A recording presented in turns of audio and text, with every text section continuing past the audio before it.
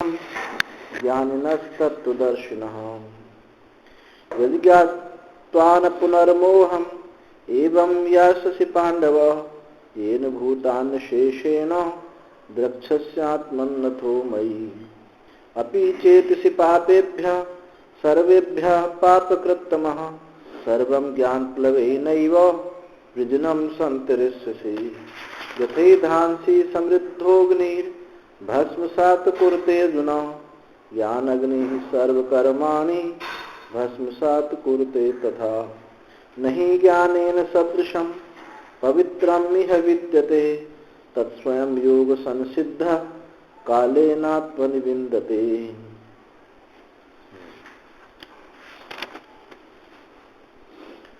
पीछे 33वें श्लोक में बताया कि द्रव्य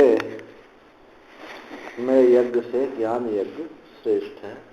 कल उसकी चर्चा हुई और समस्त कर्म इस ज्ञान में समाप्त हो जाते हैं। जैसे कोई बहुत बड़ा सागर हो और उसी में छोटे छोटे कुआं, छोटे छोटे तालाब, उनका प्रयोजन जितना उनको प्रयोजन होता है, एक बड़ा समुद्र महासागर प्राप्त होकर के सब उनको प्रयोजन उसमें अंतर्भाव हो जाता है। ऐसे ही इस ज्ञान में जो छोटे छोटे सुख कर्म से लेने वाले सुख थे, सब के सब इस तत्व ज्ञान में परमात्मा की प्राप्ति होने पर सबका अंतर्भाव उसमें हो जाता है, सब समाहित हो जाते हैं। जो भी कोई अच्छा कर्म करता है वो सब, छांदोग्य श्रुति है, जो कोई भी अच्छा कर्म करता है सब रैक को प्राप्त हो जाते हैं, गाड़ी वाले रैक को प्राप्त हो जाते हैं। कहने का मतलब उस जो छोटी छोटी आनंद की भुइयां हैं वो सब एक महान समुद्र में, ज्ञान समुद्र में, आनंद समुद्र में सब उसी में विलीन हो जाते हैं। अब आगे कहते हैं कि ऐसा जो ज्ञान सागर है, आनंद सागर है, उसकी प्राप्ति कैसे हो, तो उसमें 3 साधन बताए। तद्विद्धि प्रणिपातेन परिप्रश्नेन सेवया, सेवा से, प्रश्न से और प्रणिपात से। तो इसी में चर्चा चल रही थी। प्रणिपात प्रकृष्ट रूप से गिर जाना, नीचे गिर जाना, अपने अहंकार को झुका देना, साष्टांग दंडवत बोलते हैं। प्रणिपात माने साष्टांग दंडवत, अपने अभिमान को पूर्ण रूप से विगलित कर देना। ये 3 चीज हमारे जीवन में होंगी तो हम जिज्ञासु हैं। ये जो लक्षण है, ये किसका लक्षण है? जिज्ञासु का है। अहंकार राहित्य, सेवा और प्रश्न। प्रश्न, हम जब गुरु के सम्मुख होते हैं तो सेवा करते हैं। सेवा से 2 बात होती हैं। एक तो हमारे जीवन में जो दंभ है वो निवृत्त हो जाता है। दम्भम महद उपासया, भागवत में कहा। दंभ की निवृत्ति हो जाती है, अहंकार की निवृत्ति हो जाती है, हमारे जीवन से आलस्य, तंद्रा, प्रमाद दूर होता है और सुनने की प्रवृत्ति होती है। जब हम किसी बड़े के पास नहीं बैठते हैं, अपने को ही बड़ा मानते हैं, गुरु मानते हैं, तो हम में एक दोष आ जाता है। बोध होने की पूर्व की बात है, तो ये दोष आ जाता है, किसी दूसरे की बात सुनते नहीं है, या सुनेंगे भी तो उसमें दोष दर्शन करेंगे। सुनेंगे नहीं, वहीं प्रत्येक बात की उनको वहीं काटते रहेंगे। तो ये अहंकार के कारण होता है। तो ये जो अहंकार राहित्य है, ये ज्ञान में अति आवश्यक है। आगे और कहेंगे, श्रद्धावान लगते ज्ञानम। अहंकार राहित्य का नाम ही श्रद्धा है। तो सेवा अत्यंत आवश्यक है। गुरु भी समझ लेते हैं, शिष्य भी समझ लेता है कि हमारे गुरु जी की स्थिति क्या है, और गुरु भी समझ लेते हैं कि ये जिज्ञासु है या नहीं है, या ऐसे ही किसी लिए आया है। तो जब हम सेवा करते हैं तो हमारा अंतःकरण शुद्ध हो जाता है, दंभ हमारे जीवन से चला जाता है, तब प्रश्न उदित होते हैं। हर किसी को प्रश्न उदित नहीं होता। जो सब बहुत लोग प्रश्न पूछते रहते हैं, या तो उनके शाश्वत प्रश्न होते हैं, अभी उस प्रश्न को पूछेंगे, कोई दूसरा आ जाएगा उससे भी वही पूछेंगे, तीसरा मिलेगा उससे भी वही पूछेंगे, और क्योंकि उन्होंने उत्तर पहले अपना निर्धारित कर रखा होता है, निर्धारित किया होता है कि ये उत्तर देगा तो ठीक है, और ये उत्तर नहीं दिया तो इनको नहीं आता है कुछ। ऐसे वो परीक्षा के लिए प्रश्न होते हैं, और या फिर ऐसे होते हैं कि उनका प्रश्न जो है देश काल एक व्यावहारिक चीजों को जिसमें रमण करते हैं, घूमते, उसमें उनके प्रश्न होते हैं। आत्म विषयक प्रश्न परमात्म विषयक प्रश्न नहीं होते हैं, क्योंकि प्रश्न कहां से निकलते हैं, प्रश्न का उदय क्या होता है? ध्यान मूलम प्रश्न बीजः। ये प्रश्न का बीज कहाँ है? ध्यान है। जो ध्यान करता है, स्वाध्याय करता है, उसको प्रश्न खड़ा होता है। अब प्रश्न उसको बोलते हैं प्रकृष्ट असनति इति प्रश्न। बहुत तीक्ष्ण भूख, जैसे भूख आपको लगे, बहुत तीव्रता से भूख लगी है, तो आप देखते नहीं क्या है क्या नहीं, खा लेते। ऐसे ही ये भूख है, न सोने देती है न जागने देती है। जब ये प्रश्न खड़ा होता है तो सोया नहीं जाता। उड़िया बाबा जी महाराज कहते थे, जब मुझे उस तत्व की जिज्ञासा हुई तो मेरी स्थिति पागल कुत्ते की तरह हो गई। पागल की तरह भटकता था इधर उधर, बस एक ही बात चित्त में घूमती थी, जिसके बिना रह ना सकें उसका नाम प्रश्न है। जैसे किसी को नदी में डुबाया जाए, निकलने के लिए जैसे छटपटाता है, ऐसे जिज्ञासु अपने समाधान के लिए छटपटाता है। अनेक जगह जाता है, जहां समाधान होता है वहीं वर्णन करता है। वो किसी जाति, नीति, कुल, अवस्था, देश, स्थान आदि का चयन नहीं करता कि ये ब्राह्मण है तो इन्हीं से मेरा प्रश्न हल हो, नहीं। ये तीर्थ में ही मुझे ज्ञान मिले, ऐसा नहीं। रात में मिले, दिन में मिले, ये भी कोई काल का परिधि उसके जीवन में नहीं रह जाती, देश की परिधि जीवन में नहीं रह जाती, स्थान, जाति, गोत्र आदि की परिधि नहीं रह जाती। जो किसी जाति से जुड़ते हैं तो उनको ज्ञानवान नहीं चाहिए, तो क्षत्रिय महात्मा है तो भाई हम तो इन्हीं को गुरु बना ला, क्यों? तो हमारी जाति से संबंधित है। तो ये जो है कोई जिज्ञासा का प्रश्न नहीं, ये तो बनाने वाली बात है। लेकिन यहां तो प्रश्न है, और ये प्रश्न उसी को उदित होता है जिसके जीवन में सेवा होगी, और सेवा वही करता है जिसने अपने अभिमान को झुकाया है। अभिमान वाला सेवा नहीं कर सकता। देखो, जो गुरु के इतने परायण हैं, जिसने दोष समस्त अपने दोष, लोग क्या कहेंगे, मुझे मारेंगे, नरक में जाऊंगा, स्वर्ग में जाऊंगा, ये उसको चित्त में ख्याल नहीं आता। जैसे देवे पराभक्ति, जैसे देवता में पराभक्ति है, वैसे उसकी सदगुरु में भक्ति हो, वहां प्रश्न का समाधान होगा। तो सेवा एक ऐसी चीज है कि हमारे जीवन के समस्त दोषों को दूर कर देती है, और जब दोष दूर होते हैं तो उसको प्रश्न उदित होते हैं। अहंकार, राहित्य और सेवा, ये सब उसके जीवन में जब आते हैं तो प्रश्न उदित होते हैं। वो प्रश्न कैसे होते हैं? कुबंधा बंधन क्या है, मोक्ष क्या है, विद्या क्या है, अविद्या क्या है, ये प्रश्न आते हैं। और कोई ना तो उसको राष्ट्र विषयक प्रश्न नहीं आते, फिर मेरा राष्ट्र का क्या होगा, मेरे देश का क्या होगा, मेरे धर्म का क्या होगा, मेरे परिवार का क्या प्रश्न होगा। उसको प्रश्न उदित होता है कि बंधन क्या है, मोक्ष क्या है, ये ज्ञान क्या है, विद्या क्या है, अविद्या क्या है, मैं कौन हूं, ये प्रश्न उदित होता है।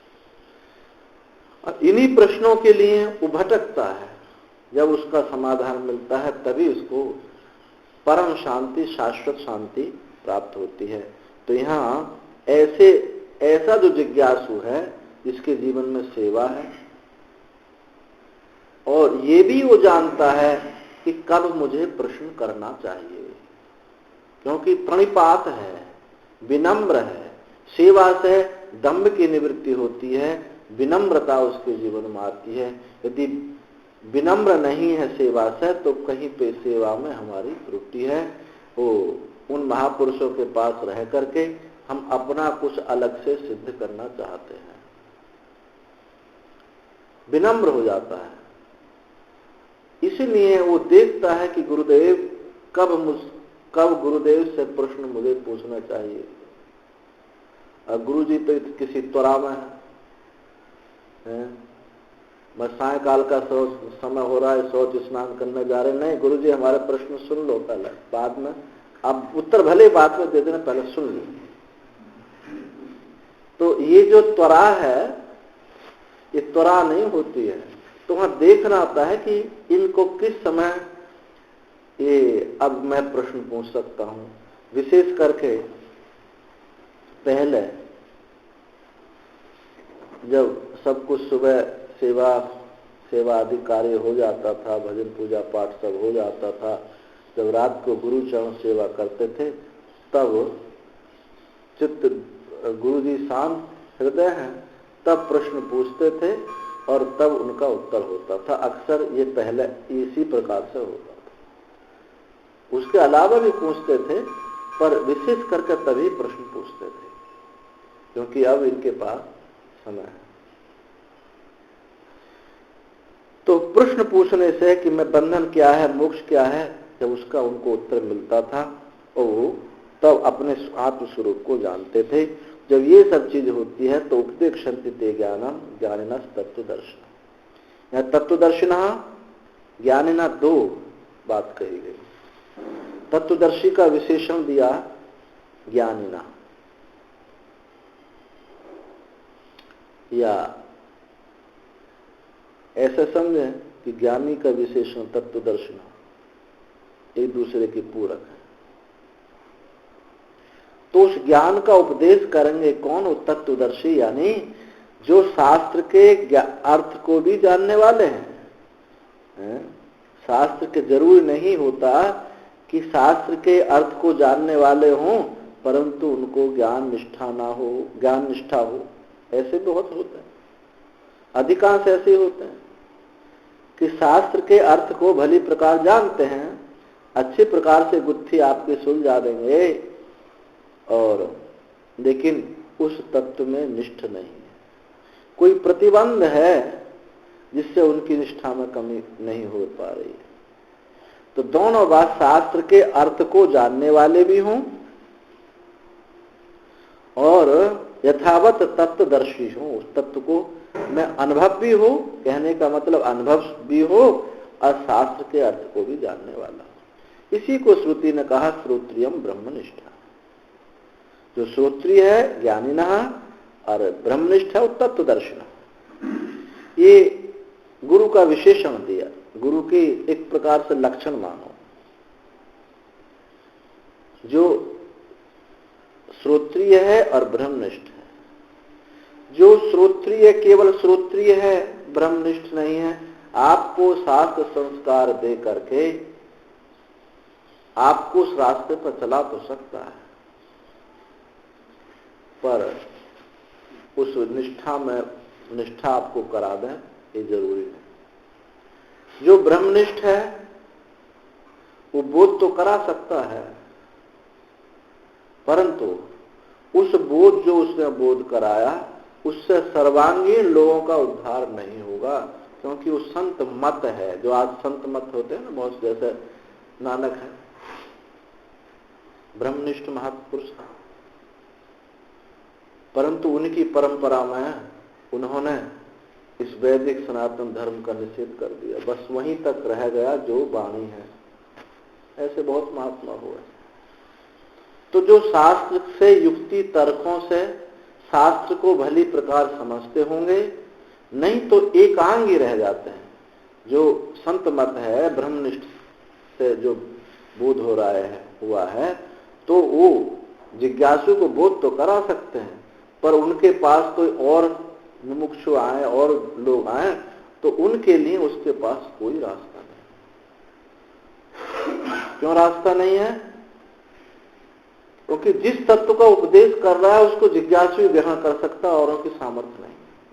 महर्षि रमण के जीवन में बात देखिए, ब्रह्मनिष्ठ महापुरुष है, लेकिन जो कोई भी आवे, कोई भक्ति संबंधित प्रश्न पूछे, अंतःकरण के निर्माण संबंधित प्रश्न पूछे, तो जरूरी तो नहीं सब प्रमाण संबंधित प्रश्न पूछे, तो सबको एक उत्तर देते, कौन जान रहा है? वो कहे महाराज जी मैं भगवान का भजन कैसे करूं, तो ये कौन जान रहा है?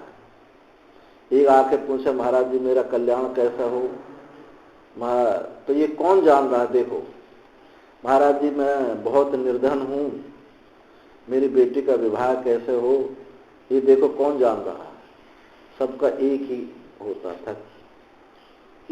तो उसमें जो जिज्ञासु है उसका तो कल्याण होता है, और बाकी लोगों को जो है उनको कुछ मार्ग नहीं मिल पाता। लेकिन जो श्रोत्रिय होगा उसको सब चाबी उसके पास है, वो मास्टर चाबी है उसके पास। जो जिसने जहां जैसा प्रश्न किया उसको उसी के स्तर से वैसा ही उत्तर दे देगा। ये श्रोत्रिय का लक्षण है। और ज्ञान तो कराया गया क्योंकि ब्रह्मनिष्ठ है। क्योंकि ये जो ज्ञान है ये सबको हजम नहीं होता है। उनको जिनको ये हजम नहीं होता उनको क्रम क्रम से उसको लाना पड़ता है। तो क्रम क्रम से लाने वाले के लिए ये श्रोत्रिय ही कर सकता है। तो इसलिए ब्रह्मनिष्ठ का विशेषण दिया श्रोत्रिय, तत्वदर्शी का विशेषण दिया ज्ञानिना। वो सब चाबी उसके पास होती है। जैसे हमारे वैष्णव संत हैं, उनसे आप दीक्षा के लिए कहोगे तो जो उपासना वो करते हैं, रामानंदी है तो राम मंत्र ही देगा, वो कृष्ण मंत्र नहीं देंगे। जो कृष्ण उपासक हैं, निम्बार्की हैं, वो कृष्ण मंत्र देंगे, राम मंत्र नहीं देंगे। और तत्व ज्ञान की बात तो बहुत दूर है। लेकिन एक सन्यासी है, वो पूछ लेगा कौन से भगवान अच्छे लगते हैं। पंचदेव उपासना हमारे यहाँ है, सब पंचदेव के अंतर्गत सब आ जाते हैं। तो जो उसकी जिसमें जो रुचि है उसको वो मंत्र दे देगा, क्योंकि वो उस ज्ञान में निष्ठ है।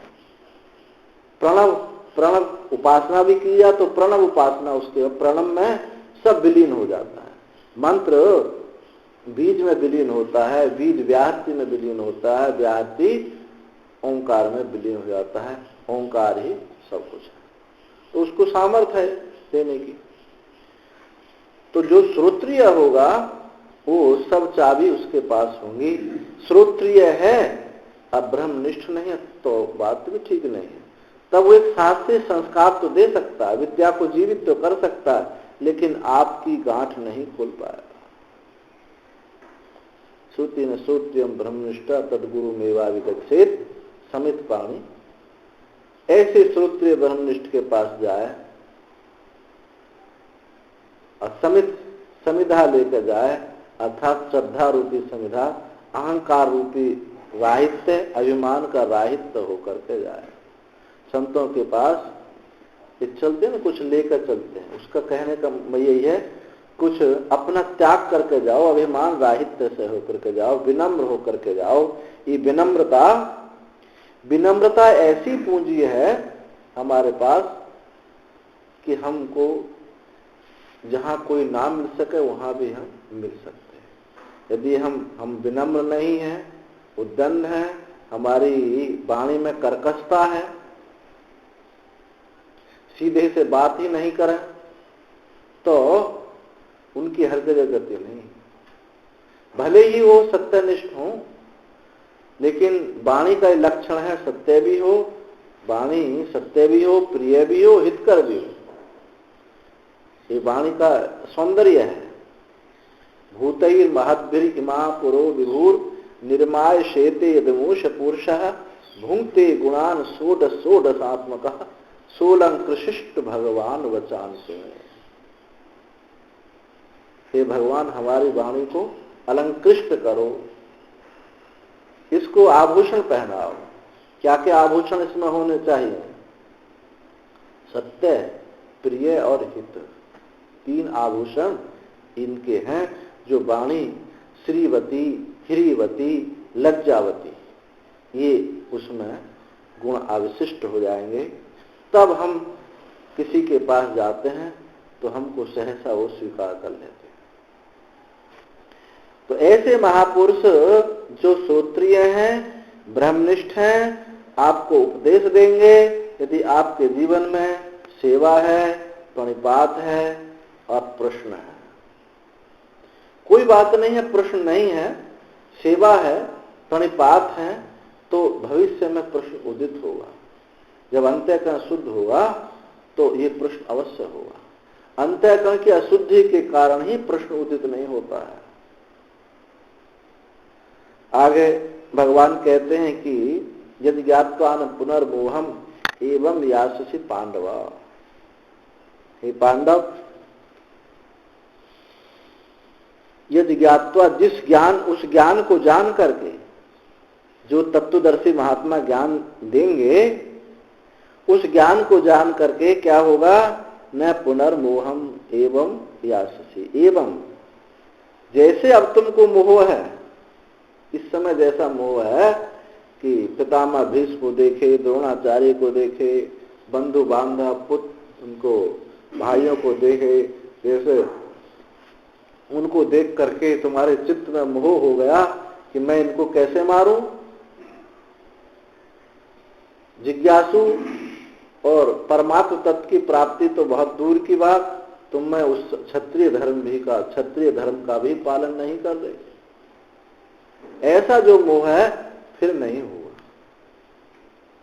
पुनर्मय एवं याससि, फिर इस मोह को प्राप्त नहीं हो गए। जब एक बार, चाहे भ्रांति एक दिन की हो, घंटे भर की हो, 10 साल की हो,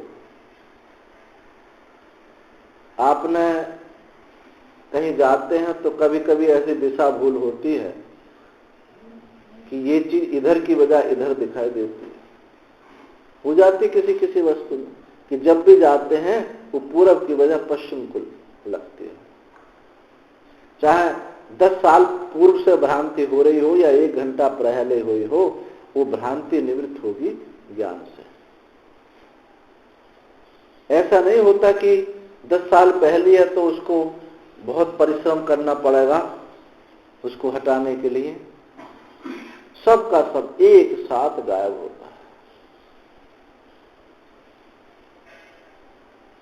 तो ये भ्रांति जब भी निवृत्त हो गई और फिर ये आगे भ्रांति होती नहीं। जिसका ज्ञान हो गया, आगे भगवान ने कहा कि देखो ऐसा नहीं है कि फिर तुम भ्रांत हो जाओगे। जिसने अपने स्वरूप को जान लिया, अब भ्रांति किसी, ऐसा तो हो सकता है कि एक वस्तु में भ्रांति निवृत्त हो गई है, एक में हो सकती है, एक की निवृत्त हो तीसरी में हो सकती है।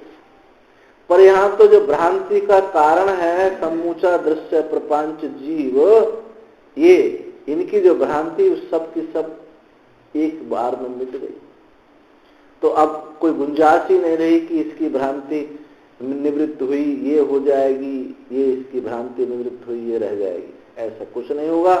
तो क्या भगवान ने कहा कि एवं इस प्रकार से जैसे तुम आज भ्रांत हो, मोहग्रस्त हो, ऐसे ये फिर तुमको नहीं होगा। येन भूतानि शेषेण द्रक्षस्यात्मन्नथो मयि, जिस ज्ञान से भूत, ये संपूर्ण भूत, समग्र भूत, द्रक्षसी देखोगे आत्मनि अथो मयि, इन संपूर्ण भूतों को अपने आत्मा में देखोगे, अपने से भिन्न कुछ नहीं देखोगे। न द्रक्षसी शरीरम च विश्वम च पृथक आत्मनः, इस दृश्य को, जगत को और अपने को भिन्न होकर के नहीं, एक आत्म रूप ही देखोगे, अभेद तत्व को देखोगे। तो इस श्लोक में आप ध्यान दें, द्रक्षसी आत्मनि अथो मयि, ये अथो शब्द बड़ा यहां बेढंगे रूप से दिखाई देता है। एक तो अथा माने तब होता है, बाद होता है, अथा माने भी होता है। तो यहां जिस ज्ञान से समस्त भूतों को तुम अपने आत्मा में देखोगे, अब फिर मुझ में देखोगे, तो ये कुछ अर्थ लगता नहीं। पहले मुझ में देखोगे, फिर भगवान में देखोगे। तो इसको कैसे समझा जाए कि क्योंकि अथा शब्द कोई रखा है तो कुछ इसका प्रयोजन होगा ही। मुझ में देखेगा, फिर आत्मा, पहले अपने में देखेगा, फिर भगवान में देखेगा। तो देखो इसके कई प्रकार से अर्थ निकलते हैं।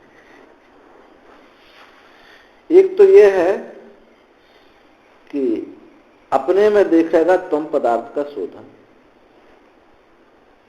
संपूर्ण दृश्य प्रपंच को अपने से भिन्न देखेगा तुम पदार्थ का शोधन, और फिर इस तुम की ही तत् के साथ एकता है, आत्मनि और मयि। एक तो यह तो होता है तुम पदार्थ एक देह का साक्षी ना हो करके संपूर्ण दृश्य प्रपंच का साक्षी है। संपूर्ण दृश्य प्रपंच को कल्पित समझेगा तो जब अपने आत्मा, परंतु आत्म चैतन्य इस ईश्वर चैतन्य से भिन्नता यदि है तो समग्र बोध नहीं हुआ। तो आत्म चैतन्य यह तम पद में जब अपने में देखेगा, इसी को मई, मुझ परमात्मा में, परमात्मा में तत्पद से तम पद को भिन्न नहीं देखे। एक तो यह अर्थ होता है, पहले मुझ में देखे तुम पद शोधन, अब फिर तत्व में। एक अर्थ तो ये होता है। एक दूसरा अर्थ ये होता है कि अथा शब्द जो है ये वाक्य अलंकार है। जब कोई कविता लिखी जाती है, छंद पद लिखा जाता है, तो कहीं कहीं, अब जैसे मानस की चौपाई है, अब उसमें जो बाद में कहीं रामू कर देंगे, कहीं रामा कर देंगे, होता ना ऐसा। और रामू शब्द का कुछ अलग तो अर्थ है, वो है नहीं, उसको ही वाक्य अलंकार बोलते हैं। काव्य शास्त्र में वाक्य अलंकार बोला जाता है। तो यहाँ उस चौपाई को पूरा करने के लिए, उसकी सुंदरता बनाने के लिए ऐसा उसमें प्रयोग किया जाता है। ऐसे ही इस श्लोक में इस वाक्य को पूरा करने के लिए, श्लोक पूरा करने के लिए अथा शब्द का प्रयोग कर दिया।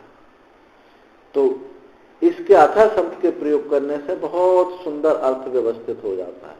अर्थ शब्द जो है वाक्य अलंकार मानने से, वाक्य अलंकार मानने से, वाक्य को पूरा करने से ये अर्थ निकलता है। तो क्या अर्थ निकलेगा कि अशेषेण भूतानि मयि द्रक्षसी आत्मनि, मुझ आत्मा में ही इस संपूर्ण दृश्य प्रपंच को देखना। ये अर्थ ज्यादा ठीक बैठ रहा है। बैठता वो भी ठीक है, पर उसमें थोड़ी सी उलझन में समझ में आ रहा है। ये सीधा सीधा है, मई को आत्मा का विशेषण बना लो। मुझ आत्मा में, कहते नहीं है मुझ में, मुझ आत्मा में। तो मई को दोनों सप्तमी विभक्ति सप्तमी विभक्ति के एक वचन है, तो मई को आत्मनि का विशेषण बनाने से ये मई आत्मनि बन जाता है। मुझ आत्मा में इस संपूर्ण भूत प्रपंचों को देखेगा। कैसे देखेगा? जैसे रस्सी में सांप, कल्पित देखेगा। जब ये इस तत्व को जान जाएगा तो किसी के कहीं जगत की सत्यता, ईश्वर की अन्यता, भिन्नता ये सिद्ध नहीं होगी। मुझ आत्मा में ही ये संपूर्ण दृश्य प्रपंच रस्सी में सांप के समान कल्पित दिखाई देते। अब मोह होने के लिए कोई गुंजाइश नहीं है, क्योंकि मोह कब होता है?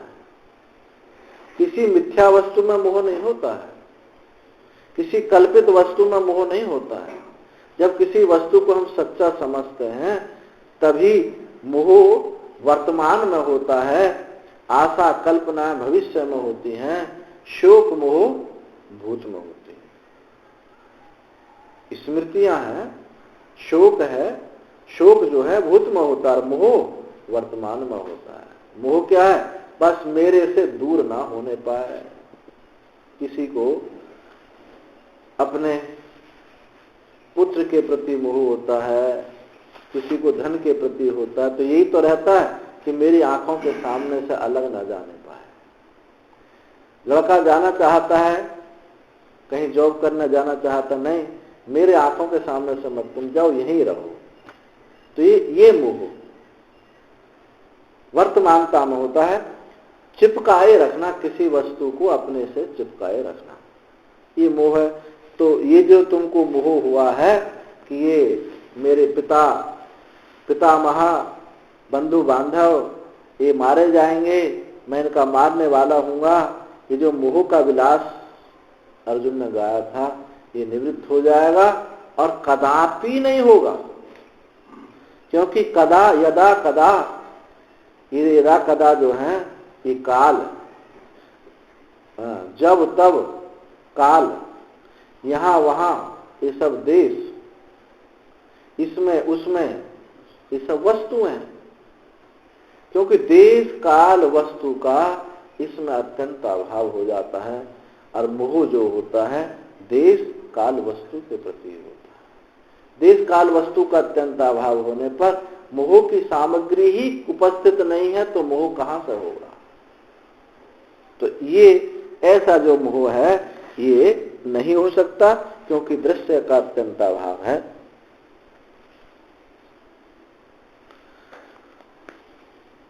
आगे भगवान कहते हैं किम चैतन्य से ज्ञान से महात्म, इस चैतस्य किम चैतस्य ज्ञान से महात्म, इस ज्ञान का महात्मा क्या है? क्या महत्ता है? तो जैसे कहा जाता है ना, लोक समाज में कहा जाता है ये महात्मा ऐसे हैं, ये महात्मा ऐसे हैं कि ठूंठ, सूखे ठूंठ को भी इसमें पत्ते, हरे हरे पत्ता उत्पन्न कर देंगे। कहा जाता, हम कभी कभी गांव देहात में जाते हैं तो कहते हैं वो महात्मा आए थे, यहाँ ठूंठ गाड़ दिया था, पत्ते निकल आए। महात्मा की महत्ता बताने के लिए कहा जाता है। ऐसे ही इस श्लोक में ज्ञान की महत्ता बताई जा रही है। क्या महत्ता है? अपि चेतसि पापेभ्यः सर्वेभ्यः पापकृत्तमः सर्वं ज्ञान प्लवेनैव वृजनम संतरिष्यसि।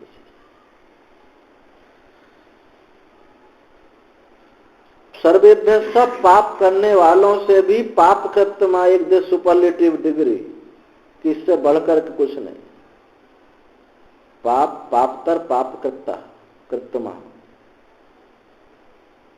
जो सब पापियों से ही बढ़कर के पाप हो, जिसने उससे बढ़कर कोई पाप नहीं, वो भी यदि ऐसा भी है, ऐसे भी अपि चेतसि, यदि तुम ऐसे हो तो भी सर्वम, इस ज्ञान रूपी नौका पे जो तुम बैठ जाते हो ज्ञान सर्वम ज्ञान प्लवई नहीं वृदिनम संतृष्टि। इस ज्ञान रूपी प्लेन पर, ये प्लेन ही प्लव है, प्लव। देखो कोई सी भाषा हो, थोड़ा बहुत कुछ ना कहीं मेल खा जाता है। ये प्लव से ही प्लेन बन गया है। जो जो शिप बने हैं, ये जो है ऐसे बन गए हैं। तो ज्ञान रूपी नौका से ही ब्रजनम, इस पाप को तुम तर जाओगे। ये ज्ञान की महत्ता है। और अपि शब्द ये भी दिखाता है, तो यदि पाप नहीं है तो कहना ही क्या। पाप जिनको निष्पाप हैं वो तो पार होते ही हैं, पाप वाले पार हो जाते हैं, उनका तो कहना ही क्या। वो तो पाप निष्पाप जो जिज्ञासु है, भक्त है, परमात्मा की प्राप्ति के लिए बढ़ा है, निष्पाप है, वो तो पार हो ही जाएगा, इसमें कोई संदेह नहीं। पर पापी भी पार हो जाते हैं। पर वस्तुतः देखो, जब पाप अधिक पाप होता है तो कोई भजन नहीं करता, सत्संग नहीं सुनता, तो बातें की जाती है। कोई पापिष्ट तो पाप ही तो हमको भजन में नहीं लगाता है, नहीं भजन करने को क्या आपत्ति है। तो अभी मैंने बताया, महात्मा बताया गया, जैसा बताया है कि सूखे पत्ते भी आ जाएंगे, ये महात्मा ऐसे। तो जब पाप होता है तो भजन में रुचि नहीं होती है, आलस्य आता है, तंद्रा आती है, प्रमाद होता है। जाने से, महात्माओं के पास जाने से कोई ना कोई काम ढूंढ लेते हैं कि भाई हमारे पास तो ये काम आ गया, बहुत जबरदस्त काम था, हम नहीं आ सके। तो वो कोई ना कोई पाप उस रूप में प्रकट हो जाता है। तो पापी भजन कैसे करे, पापी को ज्ञान कैसे होगा। तो यहाँ पापी को ज्ञान की बात नहीं बताई गई, ये ज्ञान की महत्ता बताई गई। ऐसी महत्ता स्थापित की जाए कि उसका चित्त, ज्ञान की महत्ता क्यों बताई जा रही है, उस पापी को इस ज्ञान की महत्ता बताई जाए तो उसके चित्त में भी इसको प्राप्त करने की इच्छा जागृत हो जाए, इसलिए बताया जाता है। कोई भी पहले किसी वस्तु का प्रयोजन बताया जाता है, महत्ता बताई जाती है प्रत्येक चीज में। अब ये तो हम लोग गीता पर विचार कर रहे हैं, और गीता कुछ ऐसी गीता आती हैं, श्लोक हैं, उनका अनुवाद है। पहले अध्याय का ये महात्म्य, दूसरे अध्याय का ये महात्म्य। एक तत्ववेत्ता की खोपड़ी में एक चिड़िया ने पानी पी लिया, ऐसी कथा है ना महात्म्य।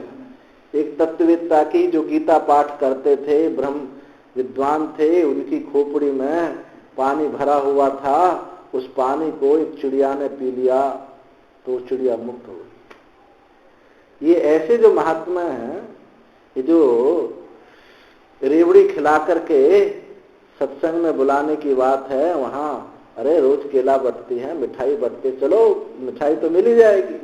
तो ये जो ऐसे जो महात्मा दे करके ये लगाया जाता है, किसी न किसी प्रकार से जीव का कल्याण हो, जहां भी कोई बैठा है जैसे उससे उस ऊपर स्थिति प्राप्त हो, तो ऐसा प्रलोभन दे करके लगाते हैं। और ये प्रलोभन ऐसे नहीं है कि प्रलोभन दे करके कुछ नहीं होगा, अवश्य होगा। क्योंकि ये ब्रह्म विद्या ऐसी है, इसकी हवा ऐसी है कि जहां तक भी जाती है वो भले ही उसको समय लगे लेकिन व्यर्थ नहीं जाती। ये बीज ऐसा है। आपने भागवत में देखा होगा, गजेंद्र मोक्ष स्तुति, एवं व्यवसितो बुद्ध्या समाधाय मनोहृदि जजाप परमं जाप्यम प्राग जन्मनि शिक्षितम, प्राग जन्मनि अनुशिक्षितम। पूर्व जन्म में उसने सत्संग किया था। कौन सा राजा था, चित्रगुप्त था, कौन सा, वो कोई राजा था, नाम भूल गए। उसने सत्संग किया था, ऋषियों ने साप दिया, तो पूर्व जन्म में जो सत्संग सुना वो उसको स्मृति आ गई, और उसी स्मृति से भगवान की स्तुति की और मुक्त हो गया। तो ये ब्रह्म विद्या इतनी प्रभावशाली है कि ये बीज ऐसा है कि गलने सड़ने वाला है ही नहीं।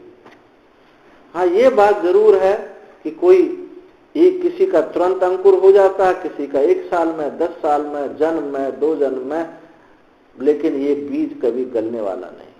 तो इसलिए प्रलोभन दे करके भी यदि ब्रह्म विद्या को कोई श्रवण करता है तो उसका भी कल्याण होगा। आगे गीता में 18वें अध्याय में कहेंगे कि जो नहीं भी जानता है, नहीं भी समझता है, यदि इसको दूसरों के मुख से सुनेगा भी तो भी इसका कल्याण होगा। बिना समझ के भी कोई सुनेगा। ये जो शास्त्र है ये चैतन्य है, चैतन्य, ये शब्द भी चैतन्य है। ये अपना प्रभाव, शब्द की जब सामान्य रूप से शब्द की इतनी शक्ति होती है कि सोया आदमी कहा जाए कि राम मोहन तो तुरंत जग जाता है।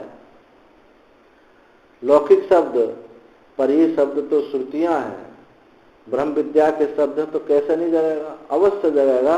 तो भगवान ने कहा कितना ही बड़ा पापी क्यों ना हो, कितना ही पापिष्ट हो, वो भी इस ज्ञान रूपी नौका पे मुक्त हो जाएगा। या तो तुरंत, दोनों बात है इसमें। पापी भजन नहीं कर सकता, लेकिन पापी प्रलोभन से लग तो सकता है। इंद्र और विरोचन कोई जिज्ञासा से नहीं आए थे, वो आए थे कि ब्रह्मा जी ने कहा था जो आंख में जो पुरुष दिखाई देता है, यदि कोई इसको जान लेता है तो अपहत पापमा अमृतत्व होकर के समस्त भोगों की प्राप्ति उसको हो जाती है। तो ये सुन करके कि समस्त भोगों की प्राप्ति हमको हो जाए, इन भोगों की प्राप्ति के लिए ब्रह्मा जी के पास आए थे। लेकिन वहां वो ब्रह्म विद्या का वाक्य है ना, तो वहां लगा हुआ था अपहत पापमा, पाप रहित हो जाता है, या अमृतत्व। इन दोनों शब्दों ने उनको विचार करने के लिए इंद्र को मजबूर कर दिया। ऐसे ही इस सत्संग में कुछ चीज ऐसी हैं कि आपको विचार करने के लिए मजबूर कर देती है। वो छोड़ने वाला नहीं, कहीं भी जाओ पीछे नहीं छोड़ने वाला है। जन्म जन्मांतर में भी वो लगा रहता है। तो एक तो क्रम रूप से भगवान का ही वाक्य है कि कितना ही बड़ा पापी हो उसका भी उद्धार होगा, और दूसरा प्रयोजन की दृष्टि से भी ये बात कही जाती है, और तीसरी बात ये कही जाती है ये पाप पुण्य कोई बहुत बड़ी चीज नहीं होती है। जैसे एक बहुत बड़ा रूई का पहाड़ खड़ा हो, उसके लिए एक तिल्ली पर्याप्त होती है। एक तिल्ली में सारा पहाड़ जल जाएगा। ऐसे ही पाप पुण्य यदि तनिक लग जाए बात तो उसी में उसका कल्याण हो जाएगा। धुंधुकारी कितना महान पापी था, लेकिन उसने जब श्रवण किया, श्रवण से ही पाप दग्ध हो गए, देव रूप में सामने प्रकट हो गया। तो ऐसे पाप पुण्य ऐसी चीज नहीं होती है कि हम ये गांठ बांध के बना लें, मैं तो पापी हूं, मैं पापी हूं, मैं कैसे छूटूंगा, मेरा इस जीवन में तो कल्याण है ही नहीं। ये बात छूट जाए, एक बात लग जाए बस, तो उसी क्षण भी मुक्त हो सकता है। तो इसमें 3 श्लोक में बात लगी। एक तो पापी भी, क्योंकि अंतःकरण सत्व प्रधान है, सत्व गुण से बना है, रजतम से इसकी उत्पत्ति नहीं हुई है। रज से किसकी उत्पत्ति हुई है? प्राण की। और सत्व से पंचभूतों के सात्विक अंश से, सम्मिलित सात्विक अंशों से ये अंतःकरण बना है। और पंचभूतों के सम्मिलित राजस अंश से ये प्राण बना है, और एक एक अंश है, ये पंचभूतों के सात्विक अंश के एक एक अंश से ये 5 ज्ञानेंद्रिय बनी है, और राजस अंश से कर्मेंद्रिय बनी।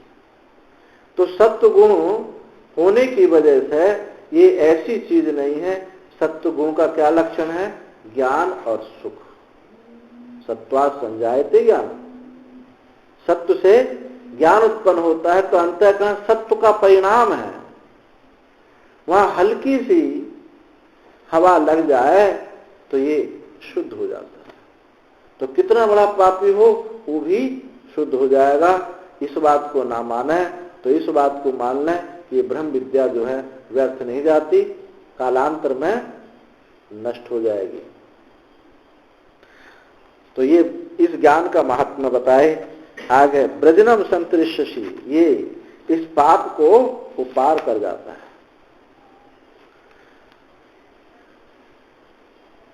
आगे भगवान कहते हैं ज्ञानम कथम नाशति पापम इति दृष्टांत उच्यते।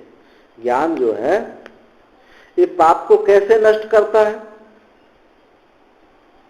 अभी जैसे बताया कि रुई का ढेर एक तिल्ली से जलता है, इसी प्रकार से दृष्टांत भगवान दे रहे हैं। यथि दांसी समृद्धोग्निर्भस्मसात् कुरुते जुना ज्ञान अग्नि सर्व कर्माणि भस्मसात् कुरुते तथा। यथा ईंधन से समृद्ध हो, जो ईद है प्रज्वलित है, जो प्रज्वलित अग्नि है वो जैसे ईंधन से समृद्ध अग्नि, समृद्ध प्रज्वलित अग्नि ईंधन को भस्म कर देती है। ऐसे ही ज्ञान अग्नि सर्व कर्माणि, ज्ञान अग्नि समस्त कर्मों को ये भस्म कर देती है। संचित क्रियमान ये सब कर्मों को भस्म कर देती है। तो ज्ञान ये साक्षात अग्नि के समान है। जो अग्नि के लक्षण है वही ज्ञान के लक्षण है। अग्नि का लक्षण क्या है? प्रकाश करना, उष्णता देना। और ज्ञान का भी लक्षण क्या है? प्रकाश करना, और उष्णता माने जागृति करना। तो दोनों लक्षण इसमें बताए हैं। तो ये सब कर्मों को कहा है। अब प्रश्न उठता है कि जो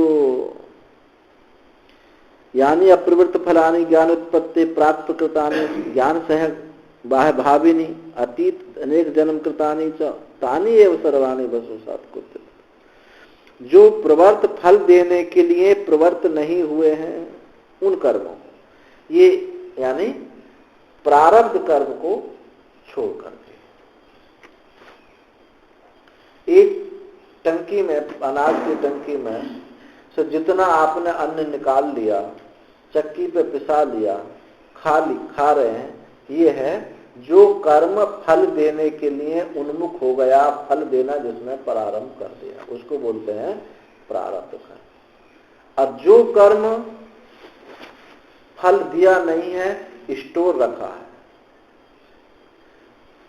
उसको बोलते हैं संचित कर्म। क्रियामांड कर्म उसको बोलते हैं जो इस समय हम कर रहे हैं। तो 3 प्रकार के कर्म हैं। तो इनमें हमारे मीमांसक प्रश्न करते हैं कि देखो ज्ञान की कोई आवश्यकता नहीं है, नित्य कर्म करने से प्रत्यवाय दोष नहीं लगता है, सकाम कर्म करने से कोई कामना उत्पन्न नहीं होगी, सकाम कर्म ना करें, नित्य कर्म करें तो हमारे पाप सब समाप्त हो जाएंगे।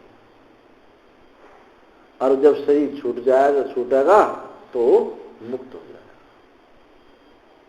उनका कहना यह है कि सकाम कर्म हम करें नहीं, जो गलती हो जाती है उसके लिए प्रायश्चित कर्म करें,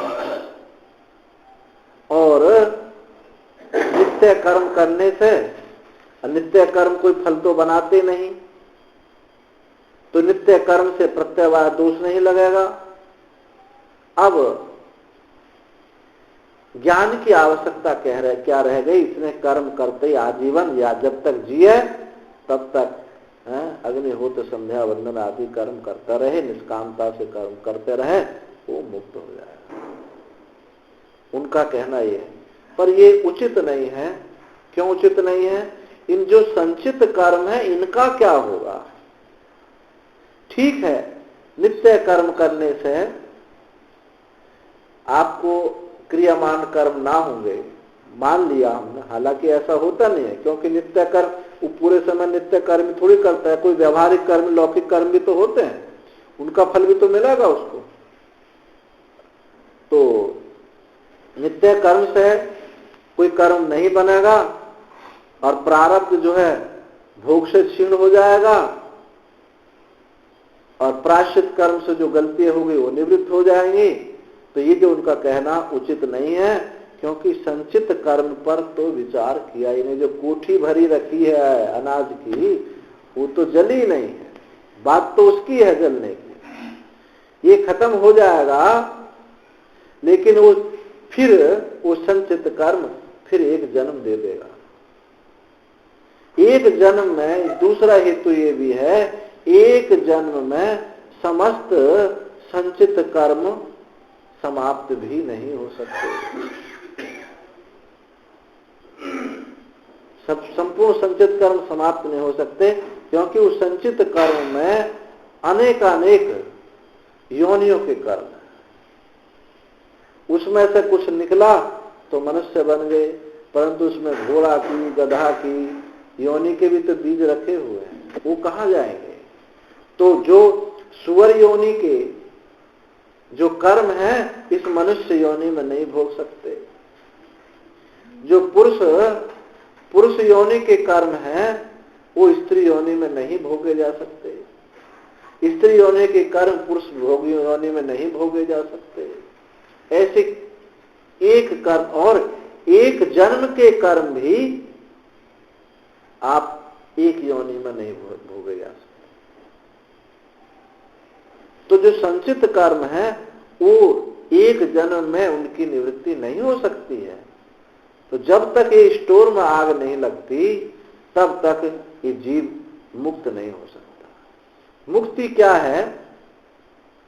मुक्ति कोई लोक विशेष में जाने का नाम मुक्ति नहीं कि नहीं हम तो वैकुंठ में चले गए, मुक्त हो गए, साकेत में चले गए, मुक्त हो गए, ये मुक्ति का नहीं है।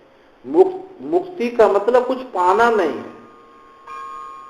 मुक्तुम इच्छा मुमुक्षा, जो छूटने की इच्छा है उसका नाम मुमुक्षा है, वो मुक्ति है। जो छूट रहा है उसको मुक्ति कहे।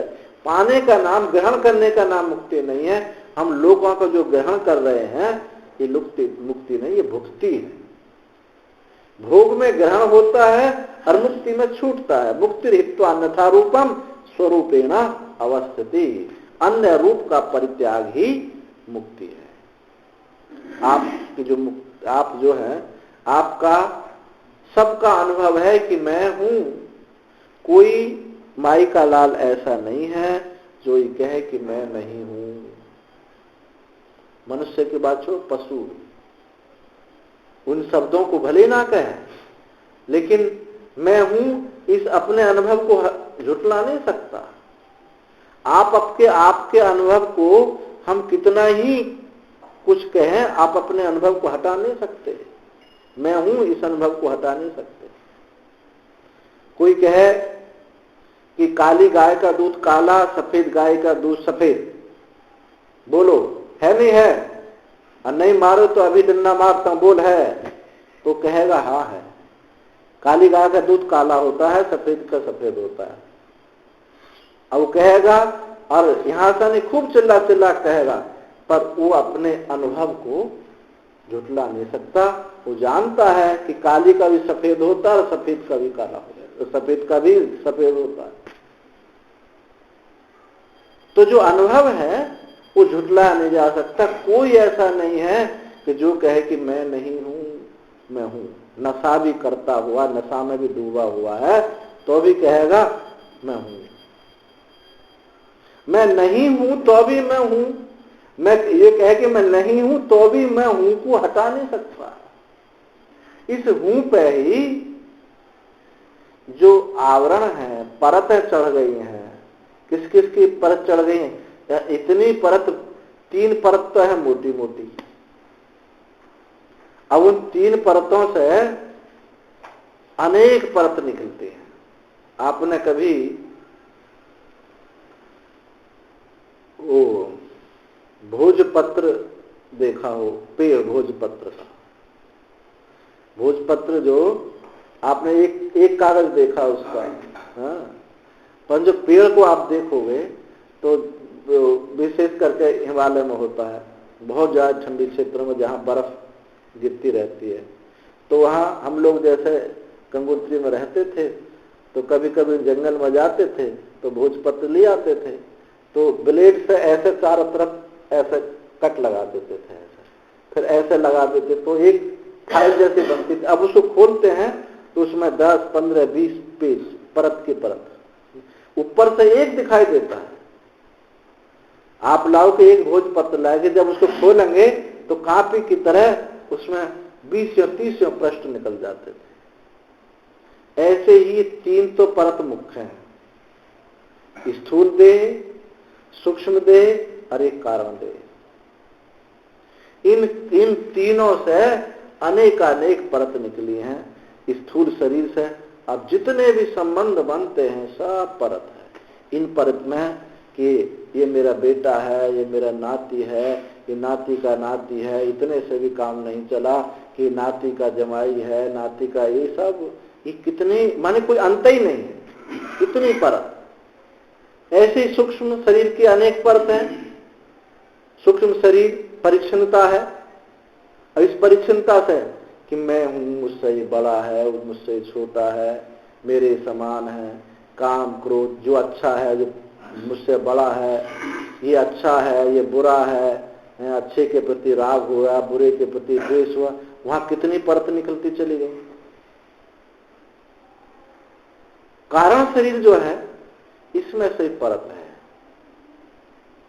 वो कारण शरीर अव्यक्त है, परंतु क्या परत है उसमें? ये परत है कि मैं नहीं जानता हूं, मैं नहीं जानता हूं, ये तो मूल परत हो गई। अब इस वजह से परत हो, मैं इंग्लिश लैंग्वेज नहीं जानता हूं, मैं रशियन नहीं जानता हूं, मैं कंप्यूटर साइंस नहीं जानता हूं, मैं संस्कृत नहीं जानता हूं, मुझे वेद के अंग नहीं आते, उसमें से इतनी परत निकलती चली गई। तो कितनी परत है, जब तक ये परत हट नहीं जाती। अच्छा, एक एक को हटा लें तो हटा पाएंगे हैं कि नहीं? एक दिन में एक परत हटाएं, या 10 मिनट का हम टाइम टेबल बना लें कि 10-10 मिनट में परत हटाएं, तो क्या हटा पाएंगे? हजारों करोड़ों जन्म भी लगे तो भी नहीं हटा पाएंगे। तो कैसे हटेंगी? इस समूचे का समूचा कि मैं तो चैतन्य मात्र हूं, बाकी सब जो है, चाहे मोटी परत हो, पतली परत हो, ये सब कल्पित है। ये कैसी कल्पित है? रस्सी में सांप के समान है, सुक्ति में रजत के समान है। ये तो जादू का खेल है, गुण गुणों में बरत रहे। ना कुछ उत्पन्न हुआ है ना कुछ होगा, ना कुछ हुआ है ना कुछ हो सकता है, क्योंकि उत्पन्न होने के लिए कोई चीज है ही नहीं, एक परमात्मा ही परमात्मा। और वो उत्पन्न कैसे होगा? यदि बस इसको हम करके निपटाना चाहें, निवृत्त करना चाहें, तो निवृत्त नहीं हो सकता, क्योंकि ये वस्तु है ही नहीं। जो वस्तु होवे उसको तो निवृत्त किया जा सके, जो वस्तु है ही नहीं, केवल दिखाई देवे। कोई प्रेत पिशाच अनेक रूप रख के आपके सामने आए, आप डंडा लेके उसको मारने जाएं तो क्या मार पाएंगे? क्योंकि वो है नहीं। यदि होता तो उसमें डंडा लगता। इसलिए कहा कि प्रपंच यदि विद्येत निवर्तेत न संशया, माया मात्र मिदं द्वैतम अद्वैतम परमात्मा। यदि होता तो इसको निवृत्त होता। ये तो है ही नहीं, केवल दिखाई दे रहा है। प्रपंच यदि विद्येत निवर्तेत न, माया मात्र मिदं द्वैतम। इसमें जो ये बड़े बड़े नदी, जंगल, पहाड़, मकान है दिखाई, इनमें कोई वजन नहीं। आप कहो कि ये सब क्यों गप लगा रहे हो? गप नहीं, विचार करके देखो तो नहीं है। अब विचार में तो सब कुछ दिखाई देता है। यदि विचार करके देखें तो इसमें कोई वजन नहीं है। और रोज आप देखते हो हमारे फोन में 250 पुस्तक रखी हुई, और इसमें से हम 250 निकाल दें तो भी वजन इतना ही है फोन में, और 250 रख दें, 500 रख दें तो भी वजन उतना ही है। अब बताइए इन पुस्तकों में वजन का कोई प्रयोजन हो रहा है? जो हम यहाँ पढ़ते हैं वो फोन से भी पढ़ रहे हैं, तो वजन कहाँ है? इतनी पुस्तक उसमें, और वो भी कैसे? एक जो कार्ड है, उस कार्ड का जो धागा है, उस धागे में रखी, अच्छा 8 GB का धागा ले लो, 8 GB की चिप ले लो कार्ड, अच्छा 32 के धागा, उतना ही दिखाई देता है, उतने में इतना सब रखा हुआ है। ऐसे ही हिता नाम की नाड़ी में संपूर्ण दृश्य प्रपंच रखा हुआ है। वो हिता नाड़ी का परिमाण बताना संभव नहीं है। उसकी सूक्ष्मता के लिए कह देते हैं बाल के अग्रभाग के बराबर, बाल के अग्र के 1000वें हिस्से के बराबर सूक्ष्म है। अब ये भी उसकी सूक्ष्मता बताने के लिए है। ये उसका आकार, इसका जो आकार है ये आकार नहीं है, वहां ये दृश्य प्रपंच संसार रखा हुआ है। तो बताइए वजन कहां हुआ? केवल, अच्छा नाम में वजन होता है, अच्छा रूप में वजन होता है। ये ऐसा होता है काला आदमी में ज्यादा वजन होता हो, काले रंग में, गोरे में कुछ कम होता हो? ऐसा तो नहीं है कि काले आदमी में कुछ ज्यादा वजन होता होगा, गोरे में कम होता होगा। रूप में कोई वजन नहीं है और नाम में भी कोई वजन नहीं। तो संपूर्ण दृश्य प्रपंच ये नाम रूप से अलग कोई वस्तु है नहीं, इसलिए इसमें वजन नहीं। अब ये बात हम विचार करेंगे तब हमको समझ में आती है। अब विचार ना करने पर तो एक छोटा बच्चा है, उसको रुई का पहाड़ बहुत उसके सच्चे पहाड़ जैसा लगता है। जब हम विचार कर लेते हैं तत्व दृष्टि से तो इसमें कुछ भी कोई वजन नहीं है। तो यही जो दृश्य प्रपंच है, इसीलिए ज्ञान से जल जाता है। यदि ठोस होता तो कर्म करना पड़ता। कर्म से एक मिट्टी का ढेला पड़ा है, अब उसको ज्ञान से आप खत्म कर सकते हो? वो तो उसमें डंडा मारना ही पड़ेगा, पत्थर मारने पड़ेगा तभी फूटेगा। और एक भ्रांति से दिखाई देने वाली चीज, रस्सी में सांप दिखाई देता है, उसमें क्या डंडा मारने की जरूरत पड़ती है? उसमें केवल प्रकाश की जरूरत पड़ती है। प्रकाश जलाएं, टॉर्च जलाई और सांप गायब होगा। तो जो कर्म से बनी हुई वस्तु है वो कर्म से निवृत्त हो गई, और जो कर्म से बनी हुई नहीं है, भ्रांति से बनी हुई है, ना समझी से बनी हुई है, तो समझदारी से चला जाएगा। इसलिए कारिकाकार ने कहा कि प्रपंच यदि होता तो इसकी निवृत्ति होती। ये है ही नहीं। माया मात्र निगम द्वैतम अद्वैतम परमात्मा। माया द्वैत जो है माया मात्र है, केवल दिखाई देता है, ना समझी है, और उसी ये ना समझी गई और अपने स्वरूप में प्रतिष्ठिति। ये तो ज्ञान अग्नि से समस्त कर्म दग्ध हो जाते हैं। और रही प्रारब्ध कर्म की बात, ये प्रारब्ध कर्म भाई ये तत्ववेत्ता का अनुभव नहीं है। क्यों अनुभव नहीं? इसलिए अनुभव नहीं है कि उसको ये नहीं होता कि मेरा जन्म हुआ था।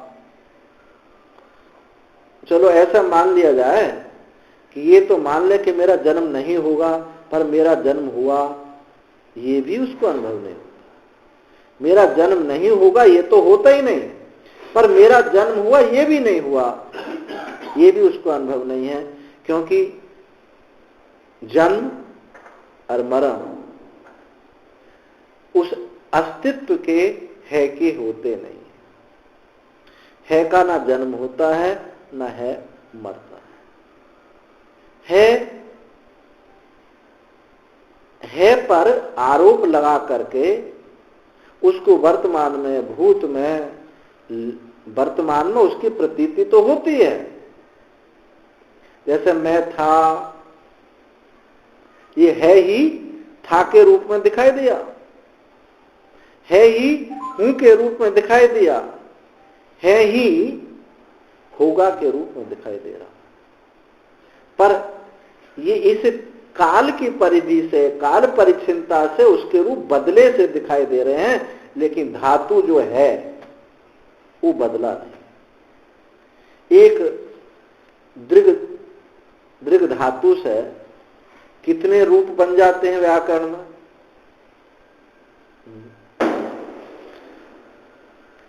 पश्यति भी उसी से बनता है और दृश्यते भी उसी से बनता है, दृष्टा भी उसी से बनता है, दृष्टि भी उसी से बनता है। एक धातु से अलग अलग प्रत्यय का प्रयोग होने से अनेक शब्द बन जाते हैं। बहुत ज्यादा धातु नहीं है संस्कृत में, व्याकरण में। यदि आपको 500 धातु भी आपने कवर कर ली तो आप एक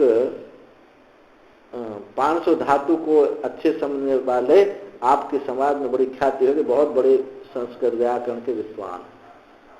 और वैसे 5000 से ऊपर धातु हैं, उनका कोई पूरा समझ ले तो पूर्ण भाषा को समझने वाला होगा। इतना ही नहीं तो हम जितना समझ सकते हैं उतना भी हम नहीं समझते हैं, उसी से व्यवहार चलता रहता है। तो धातु अनेक होने पर भी अनेक रूप उसके होते हैं, ऐसे ही अस्तित्व है, ये कभी मिटता नहीं। ये फोन का है, कहो कि नहीं जी है, अलग अलग है। एक तो मेरा मैं है अलग है, और ये घड़ी का है अलग है, कपड़ा का अलग है, मकान का अलग है, अलग अलग है, ऐसा सोचते हो।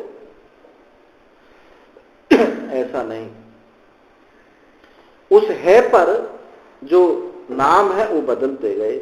इस फोन को तोड़ दिया जाए तो फिर क्या कहोगे? ये फोन का टुकड़ा है पे इस रूप को हटा करके फोन का टुकड़ा आ गया। उसको जला दिया जाए, फोन की राख है। उस एक है में ही राख आरोपित हो रही है, टुकड़ा आरोपित हो रहा है, फोन समूचे का समूचा फोन आरोपित हो रहा है। तो इस है का जन्म नहीं हुआ। ऐसा नहीं होता कि फोन का मैं मर गया, राख का है उदय हुआ हो। राख का मैं मर गया है, उसके टुकड़े का है उदय हुआ हो, ऐसा नहीं। तो मुक्ति क्या है? ये है, सिर्फ है। और ये है ही नहीं, इसको दो विशेषणों से और विशेषित किया गया है। वस्तुतः विशेषण नहीं है, समझने के लिए ये मालूम पड़ता है। मालूम पड़ना और है अप्रियता। यदि है हो गया लेकिन मालूम ना पड़े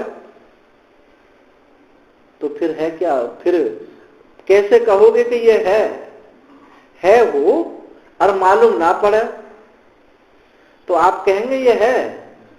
आपका कोई पुत्र बाथरूम में छुपा बैठा है कि पिताजी हमको मारेंगे, और वहीं है और आपको मालूम नहीं पड़ता, तो आप कहते हैं कि भैया वो तो विपिन तो बाहर गया हुआ है, यहां नहीं। कहते हैं ना? कहते हैं। तो है मालूम भी पड़ना चाहिए और उसकी प्रियता भी होनी चाहिए। इसी को कहते हैं सत्य चित आनंद। तो जो सत्य है वो चित है, और जो चित है कोई आनंद है, जो आनंद है वो चित है, जो चित है वो सत्य है। ये तीनों अलग अलग नहीं हो सकते। इसी को परमात्मा कहते। इसीलिए सच्चिदानंद जो है वो उसका जन्म नहीं होता, ये ही है। इस है में जब भ्रांति से कुछ मिल जाता है तो इसी को ये ही संसार हो गया। और जब ये है बिल्कुल शुद्ध हो गया, प्योर हो गया, इसमें कोई मिलावट नहीं है, ये ही मुक्ति हो गई। तो ये ज्ञान अग्नि सर्वकर्माणि भस्मसात कुरुते, तथा ये जो परत हैं, कल्पित हैं, ये कल्प वास्तविक परत नहीं है, ये वास्तविक परत नहीं, कल्पित हैं। इन कल्पित परतों को जब ज्ञान रूप से, समझदारी से ये समझ जाए कि ये तो है नहीं, बस मुक्ति। तो इसी क्षण अभी हम मुक्त स्वरूप हैं, मुक्ति स्वरूप हम हैं। मुक्ति कहीं से पाने नहीं है, किसी से उधार लेने की बात नहीं है। ये ज्ञान तो बिल्कुल नगद सौदा है। हाथ पे रखा हुआ आंवला जैसे स्पष्ट दर्शन होता है, ऐसे इसका स्पष्ट दर्शन होता है। बस आंख खोलने की बात है, समझदारी की बात है। तो उस समझदारी से ये जो